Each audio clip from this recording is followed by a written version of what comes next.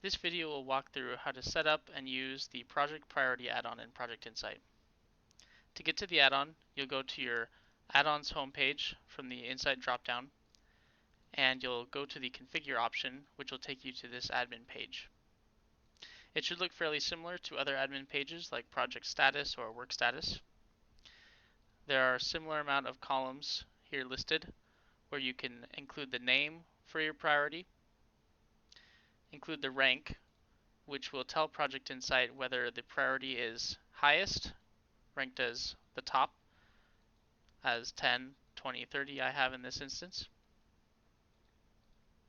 The next is the display order, which is also common in other admin pages for dropdowns like this.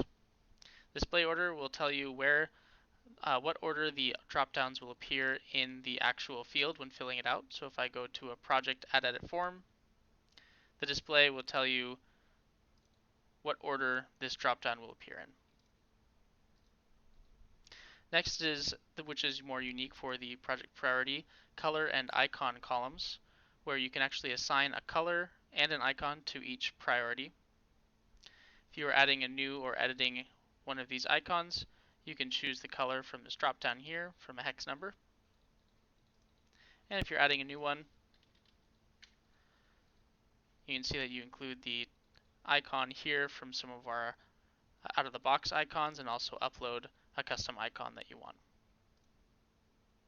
And similar to other drop-downs in PI, you can always delete it, but if you already are using this selected priority on a saved project, then it will not let you delete the priority until you remove it from that project.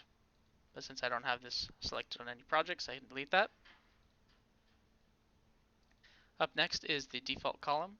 If I have any of these selected, which is just a checkbox, that will essentially mean that each project that is created will default to the extreme value, or this value, whatever priority value it is, to each new project.